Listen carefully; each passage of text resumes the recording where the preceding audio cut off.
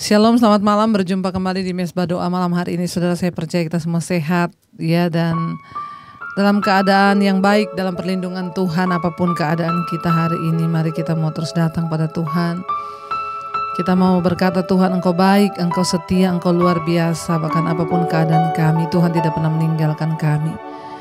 Terima kasih Bapa, kami mengucap syukur buat malam ini. Kalau Tuhan masih izinkan kami boleh ada sehat, tidak kurang suatu apapun, semua karena anugerah-Mu Tuhan. Ajar kami bersyukur, ajar kami selalu mendekatkan diri dengan Tuhan, menyadari bahwa bahkan nafas hidup yang kami miliki adalah milik-Mu Tuhan. Terima kasih buat anugerah-Mu yang terbaik. Terima kasih Tuhan, kami bawa pujian penyembahan kami malam hari ini ke hadapan hadirat-Mu yang maha kudus, yang maha suci. Semua yang kami miliki itu berasal daripada-Mu Tuhan. Semua karena anugerah Tuhan dalam hidup kami. Haleluya. Segalanya yang ku miliki, semuanya daripada-Mu, kan ku bawa persembahanku yang terbaik. Hanya katakan segalanya Tuhan, segalanya yang ku miliki, semuanya daripada-Mu Yesus. Oh, kan ku bawa persembahanku yang terbaik. Lebih lagi saudara, mari lebih lagi katakan segalanya Tuhan yang kami miliki di hidup ini. Segalanya yang ku miliki, semuanya daripada-Mu, kan kami bawa Tuhan. Amin. Persembahan kami yang terbaik Tuhan, hanya bagi-Mu segalanya. Oh, yang ku miliki, semuanya daripada-Mu, kan ku bawa persembahan kami Tuhan. Amin. Yang terbaik, hanya lebih lagi katakan segalanya yang kami miliki kami bawa pada-Mu. Segalanya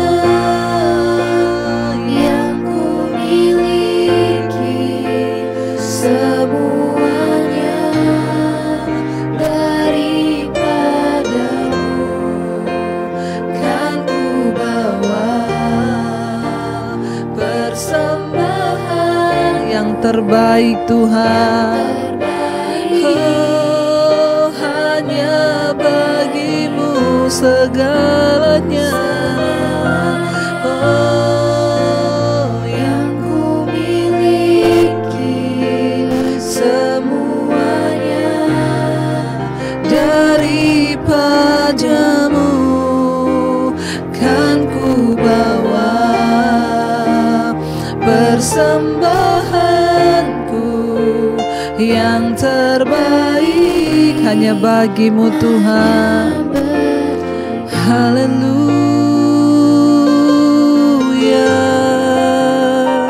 Segala yang terbaik hanya bagi-Mu Tuhan. Kami bawa syukur kami pada-Mu, sembah kami pada-Mu, Tuhan yang hidup. Kau yang berdaulat atas hidup kami. Karena itu kami bawa segala yang kami miliki, segalanya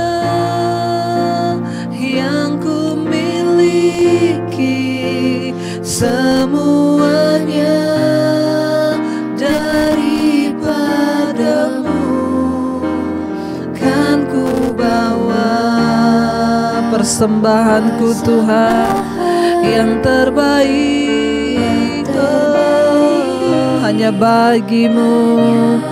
Katakan segala yang ku miliki Tuhan, semuanya daripadamu kan ku bawa.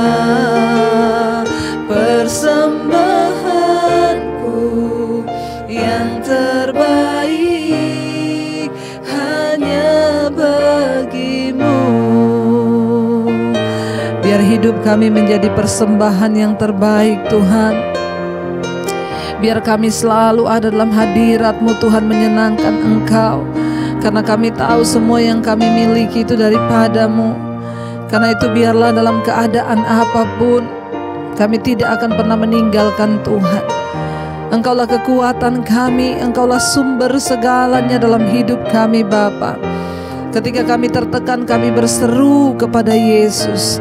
Ketika kami sedang ada dalam penderitaan malam ini, mungkin kami sedang sakit, kami mau berseru kepada Yesus. Sebab Engkaulah sumber pengharapan dan pertolongan kami Tuhan.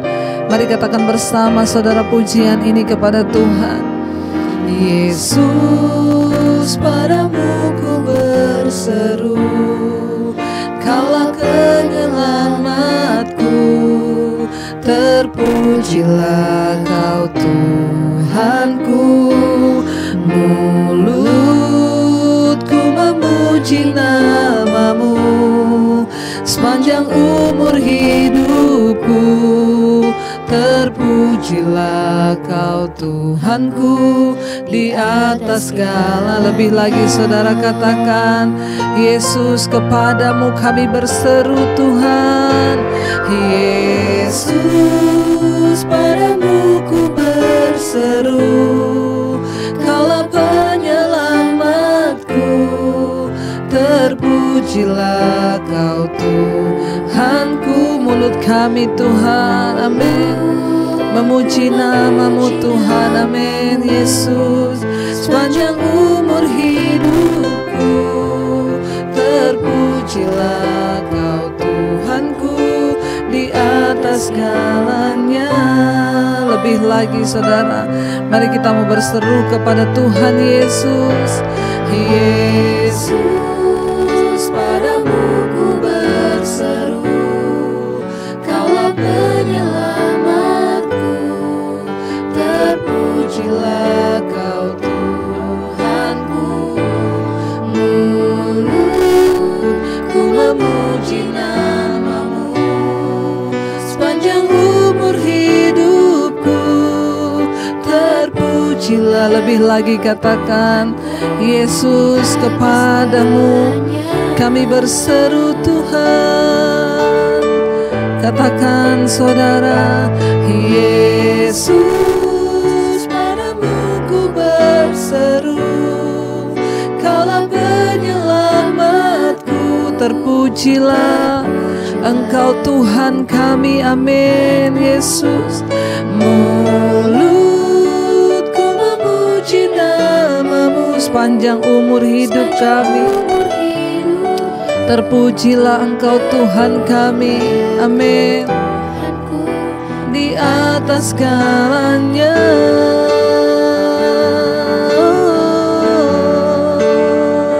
Kami memuji-Mu Tuhan di atas segalanya. Terima kasih, Engkau yang layak untuk kami sembah Tuhan. Engkau yang layak untuk kami tinggikan di dalam hidup ini. Tidak ada nama lain Tuhan, kepadamu kami berseru. Karena Engkaulah sumber pertolongan bagi kami. Engkaulah sumber pengharapan di dalam hidup kami. Engkau kekuatan kami Tuhan. Lebih lagi angkat tanganmu saudara, katakan kepada Tuhan malam ini, Yesus, padamu ku berseru, Kaulah penyelamatku. Terpujilah Kau Tuhanku, mulutku memuji nama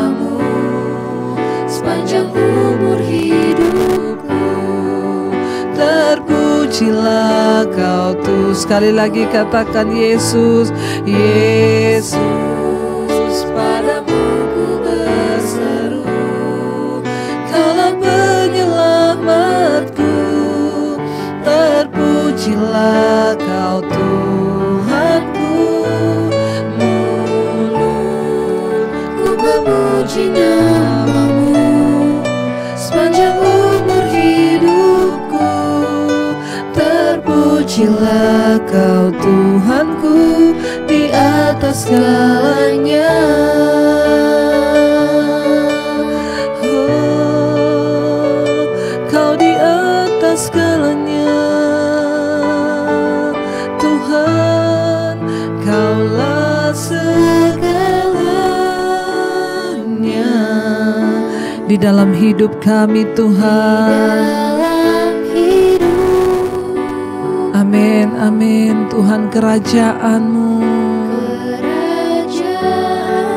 kebenaran-Mu Tuhan,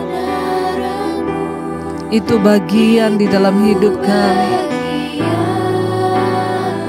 Kau yang ku pandang, Kaulah yang ku pandang selama hidupku. Amin Tuhan, yes Lord. Mengasihi-Mu, memuliakan-Mu, Bapa dan Raja, Kaulah segalanya Tuhan, Kaulah segalanya di dalam hidup kami Yesus. Amin. Yes Lord Jesus, kerajaan-Mu, kebenaran-Mu Tuhan. Amin. Itu bagian kami. Kau yang ku pandang, Kaulah yang ku pandang selama hidupku Tuhan. Amin. Yes Lord, mengasihi-Mu, mengasihi-Mu, memuliakan-Mu, Bapa dan Raja. Lebih lagi katakan pada Tuhan, Kaulah segala-galanya Tuhan. Amin.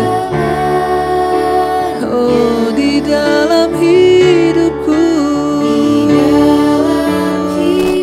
Amin Yesus. Kerajaan-Mu, kerajaan-Mu,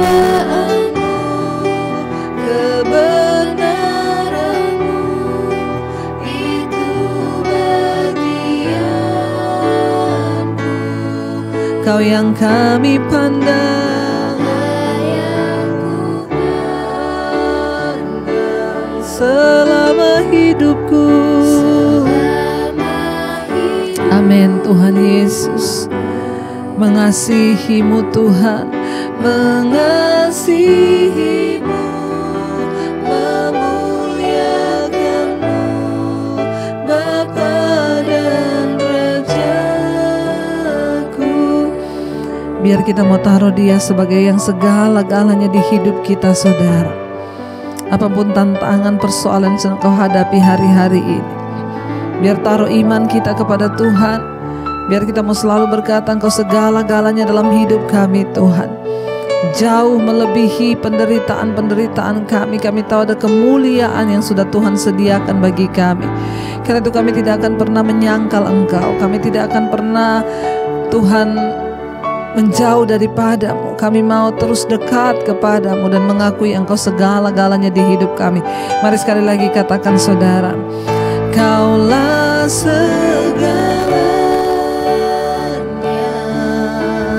di dalam hidupku. Kerajaan-Mu Tuhan, kerajaan-Mu, kebenaran-Mu, itu bagian. Kau yang ku pandang,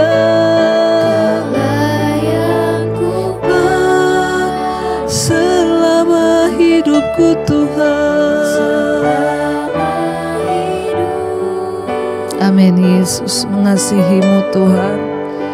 Mengasihimu, memuliakanmu, Bapa dan Rajaku. Biarlah hidup kami terus memuliakan nama-Mu Bapa. Karena itu malam hari ini kami rindu mendengarkan kebenaran firman-Mu yang akan mengajarkan kepada kami, untuk kami boleh hidup menyenangkan Tuhan senantiasa. Urapi hamba-Mu yang tidak ada bapanya, urapi setiap kami buka hati bagi firman-Mu di dalam nama Yesus. Haleluya. Amin, amin, amin. Iya, baik saudara, kita akan melanjutkan pembacaan firman Tuhan. Namun sebelumnya kita akan mendengarkan satu kesaksian. Shalom, selamat sore Ibu. Saya seorang ibu rumah tangga dan memiliki 2 orang anak. Saya mengikuti channel Ibu mulai 2019.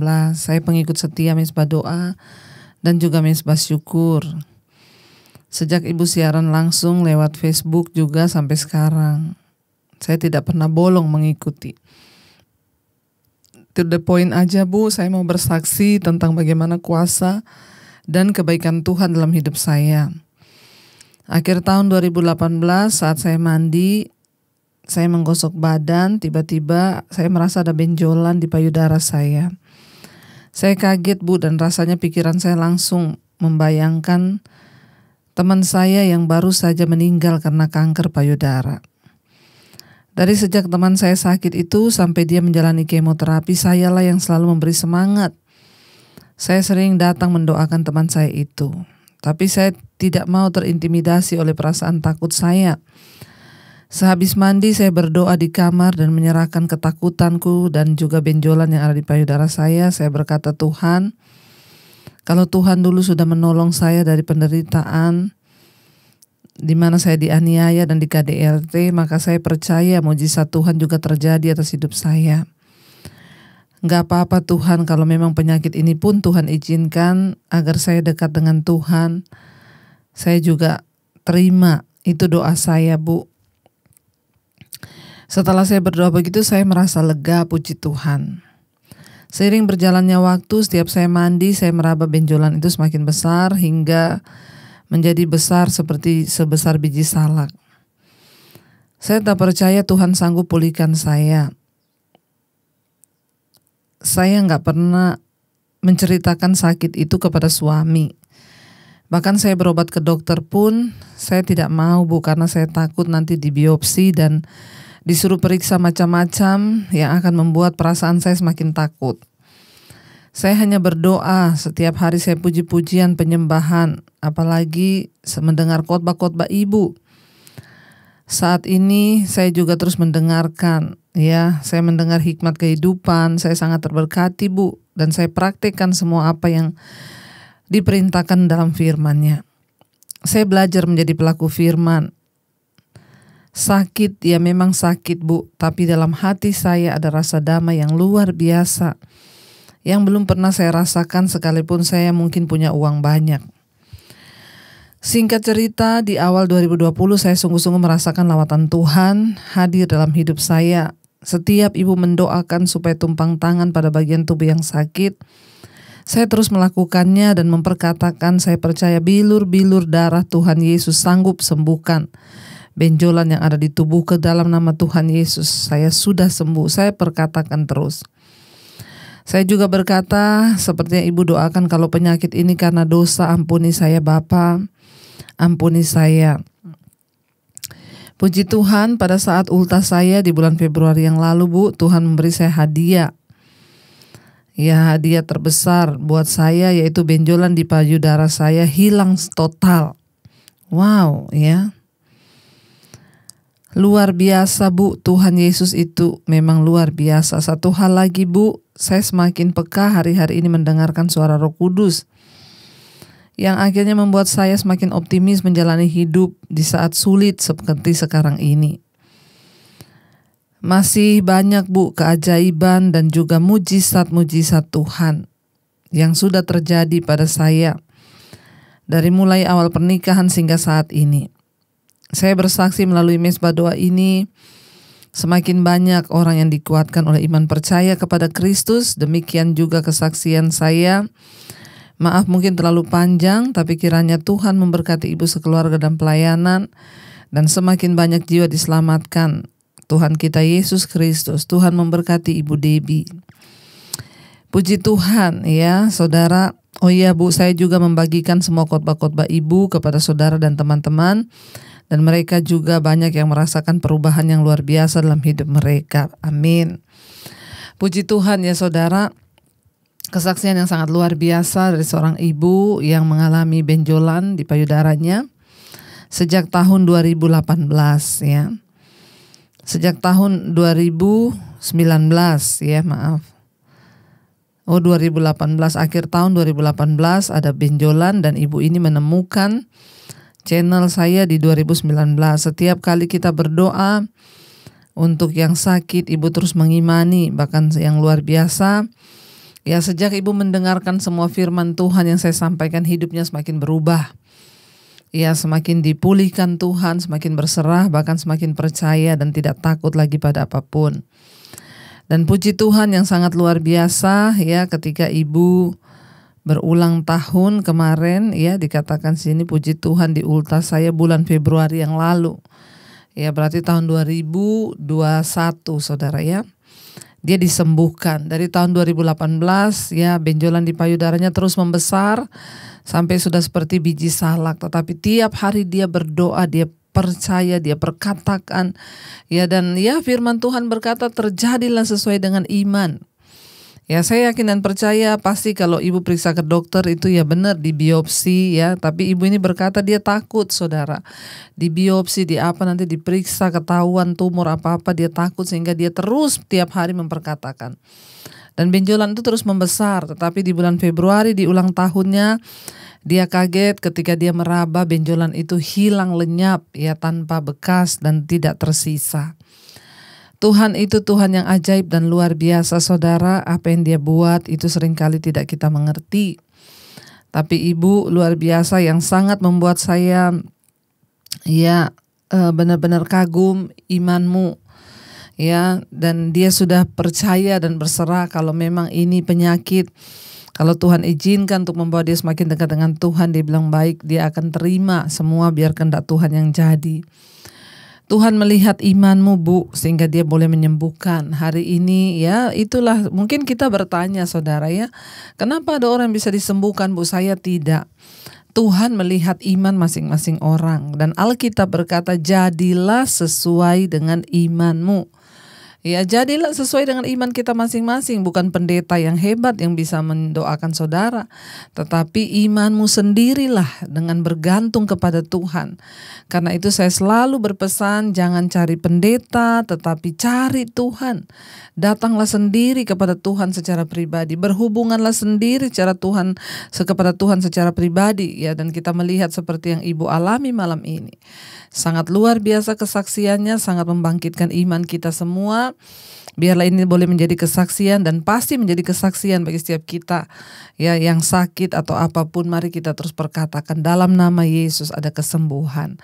Ya, puji Tuhan saudara, memang ya tidak enak sekali merasakan sakit. Saya aja berapa hari ini benar-benar ya, mungkin karena kecapean, banyak pelayanan di luar kota sehingga ya mungkin saya tidak berhikmat juga menjaga kesehatan ya, terlalu capek sehingga benar-benar saudara saya ya benar-benar harus beristirahat total ya. Dan karena itu Mesbah Doa beberapa kali nggak bisa tayang karena memang ya di luar kemampuan saya ya. Tapi ya saya hanya berdoa, berserah kepada Tuhan, memohon anugerah Tuhan ya. Karena itu kesehatan itu mahal harganya. Tapi tetaplah percaya bahwa hati yang gembira itu obat yang manjur ya. Tetaplah bersemangat.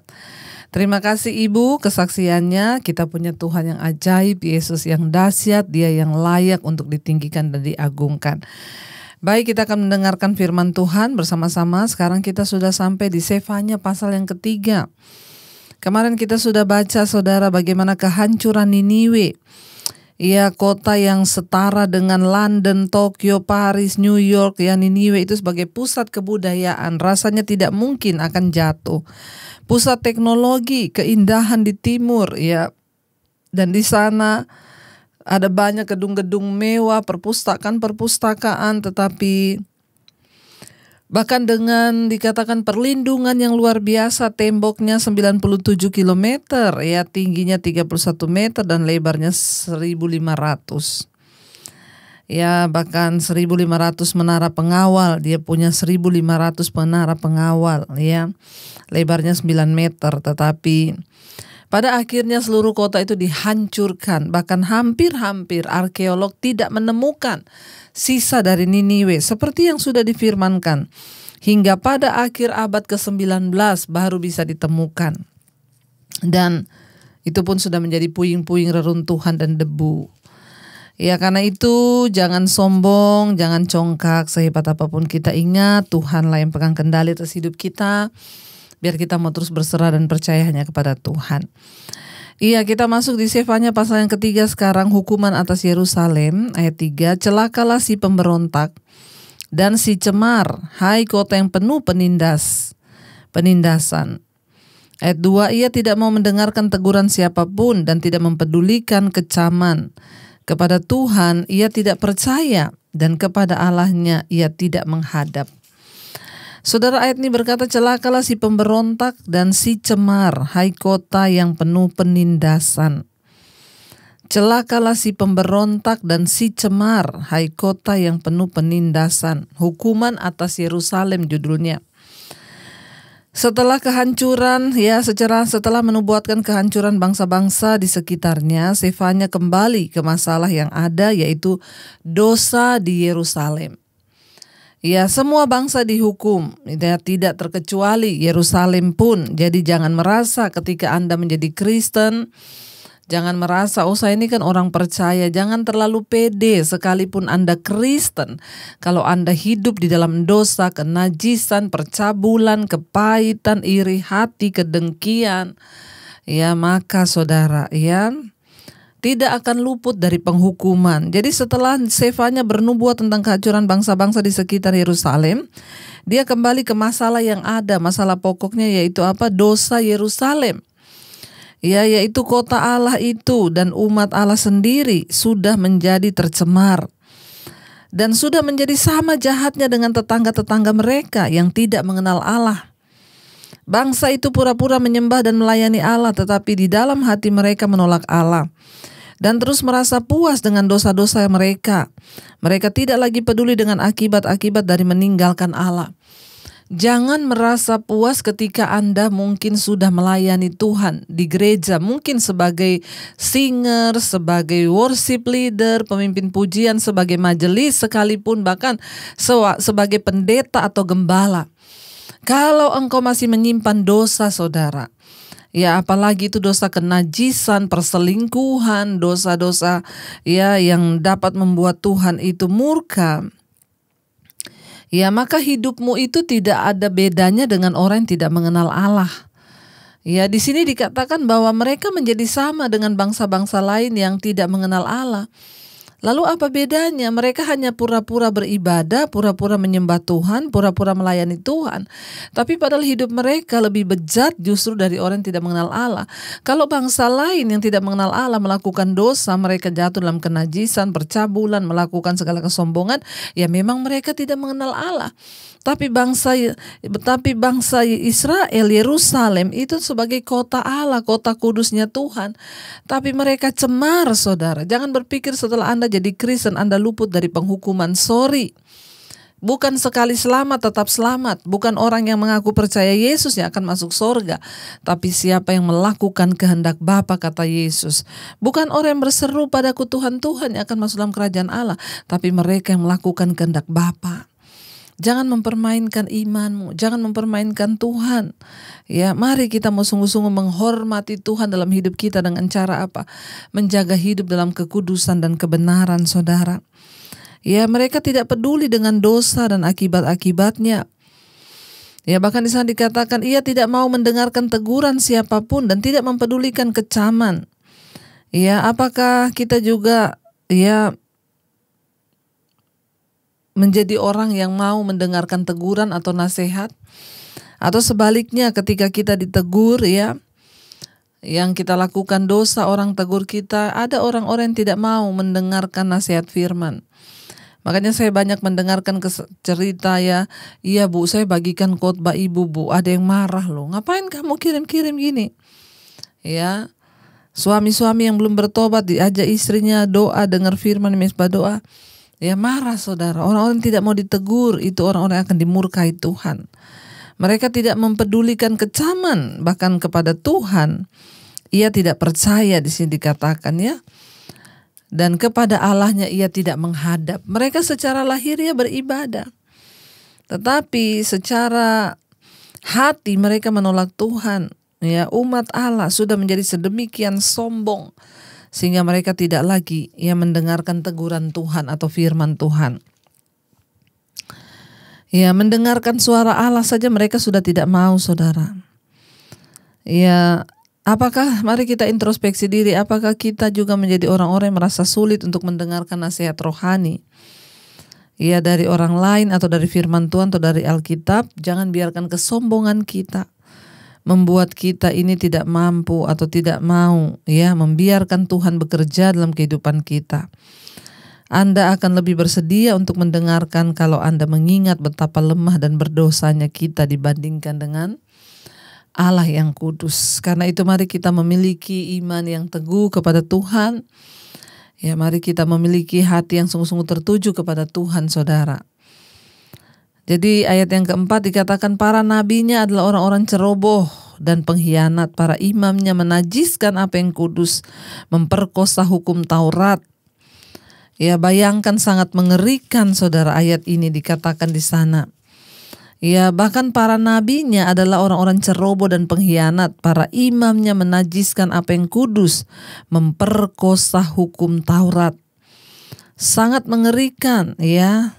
Bahkan para pemimpin umat Allah ya, yang harusnya itu menjadi sebuah kehormatan dan adalah tanggung jawab yang besar. Tetapi melalui Sefanya Allah menegur banyak pemimpin di Yerusalem. Mulai dari para hakim, nabi-nabi, bahkan imam-imam. Karena mereka tanpa merasa bersalah, ya bersikap tidak taat dan tidak bertanggung jawab. Dan memilih untuk melakukan dosa, saudara. Ya, kalau kita adalah seorang pemimpin di gereja, mungkin kita gembala, majelis, atau siapapun, ya jangan, saudara. Ya, merasa itu hanya sebuah jabatan atau kedudukan. Ya, agar kita lebih terhormat, tetapi berhati-hatilah karena Allah memandang semua itu sebagai tanggung jawab. Ya, dan kita harus menjaga kemurnian sikap hidup kita di hadapan Tuhan agar itu menjadi sebuah tanggung jawab besar secara rohani.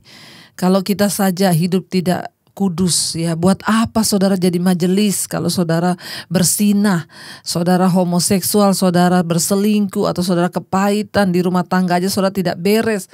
Ya, di dalam keluarga saja saudara berantem, bertengkar dengan suami, mukulin anak saudara. Buat apa kita jadi pelayan Tuhan di gereja kalau hidup kita sendiri tidak beres di hadapan Tuhan? Ya, buat apa kita jadi gembala, buat apa jadi majelis, ya buat apa jadi pendeta? Ya, jangan menipu Tuhan, jangan menipu orang lain, jangan menipu diri sendiri. Karena itu adalah sebuah sikap yang sangat-sangat tidak berkenan di hadapan Tuhan. Mari kita bereskan dulu hidup kita. Ya, bereskan dulu hati kita, bereskan dulu pikiran kita. Kalau ada kepahitan kita lepaskan pengampunan. Kalau ada kenajisan, percabulan, perselingkuhan kita buang. Ya, bahkan ada orang-orang yang sudah melayani tetapi masih hidup dalam homoseksual. Ya, mereka masih melakukan dosa-dosa. Mereka pikir Tuhan tidak tahu. Jangan menganggap keadilan Tuhan itu sepi. Jangan menginjak-injak tahta kekudusan Tuhan. Mari kita mau sungguh-sungguh terus ada di dalam perkenanan Tuhan, supaya hidup kita semakin hari boleh semakin berkenan di hadapan Tuhan, saudara. Ya, biarlah Tuhan yang menilai setiap kita. Dia yang akan mengokohkan setiap hidup kita, saudara, ya. Supaya kita ini boleh semakin hari semakin berkenan di hadapan Tuhan. Baik, kita akan renungkan firman ini. Mari kita tundukkan kepala. Terima kasih Bapa, ajar kami menghormati kekudusan-Mu. Ajar kami tidak bermain-main dengan kepercayaan yang Tuhan berikan. Biar kami jadi anak-anak Tuhan yang sungguh-sungguh menghargai dan menghormati kekudusan Tuhan. Ajar kami sungguh-sungguh hidup mengejar perkenanan-Mu Bapa dalam hidup kami, agar kami boleh memperoleh perkenanan Tuhan. Mari kita katakan di hadapan Tuhan, saudara, kudus, kuduslah Tuhan. Kudus, kuduslah, kuduslah Tuhan, Allah semesta alam. Kudus, kuduslah, kuduslah Tuhan, surga bumi menyembah-Mu. Kudus, kuduslah, kuduslah Tuhan. Amin. Allah semesta alam, semesta alam.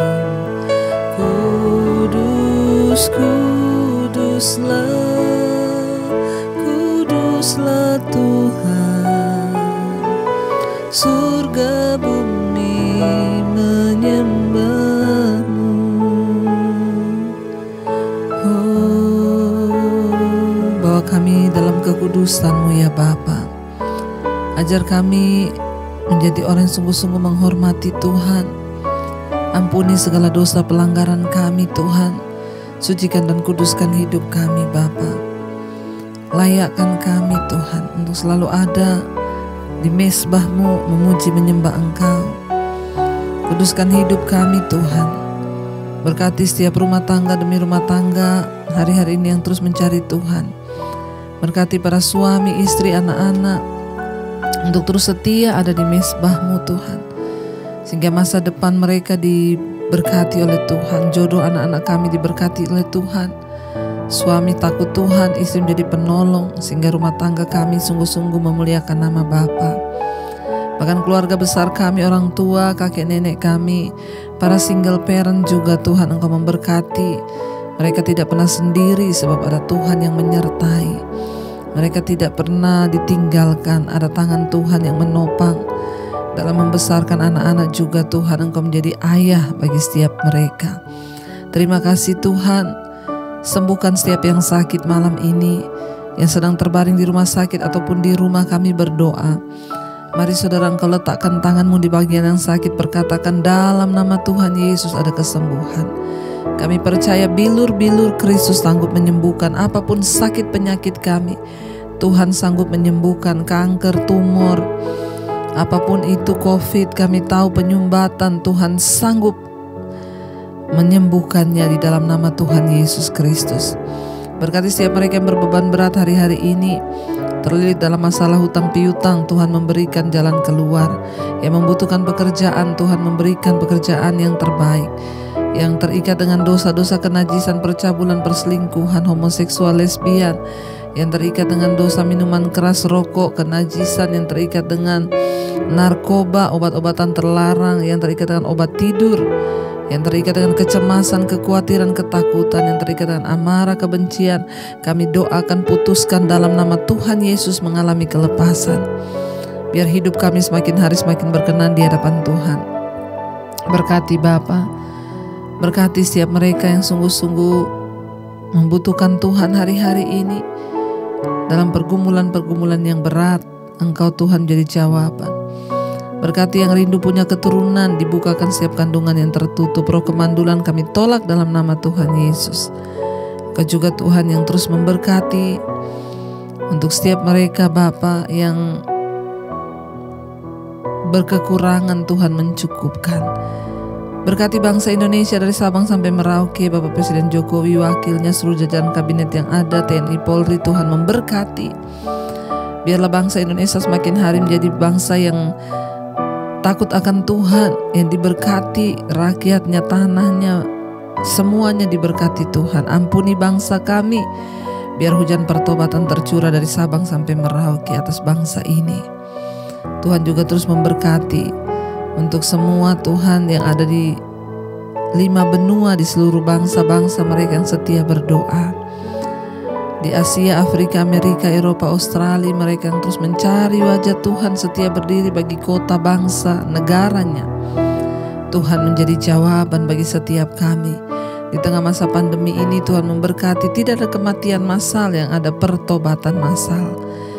Biar bumi semakin hari semakin sehat, semakin mencari Tuhan, seluruh penduduknya hidup takut akan Tuhan. Terima kasih Bapa, kami membuka hati dan tangan kami untuk menerima berkat.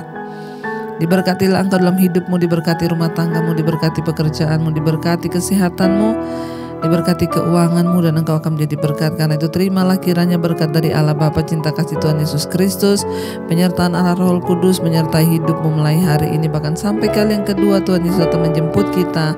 Namamu tercatat dalam kitab kehidupan. Dalam nama Tuhan Yesus yang percaya diberkati, katakan bersama, amin, amin, amin. Tuhan Yesus memberkati. Shalom dan Immanuel.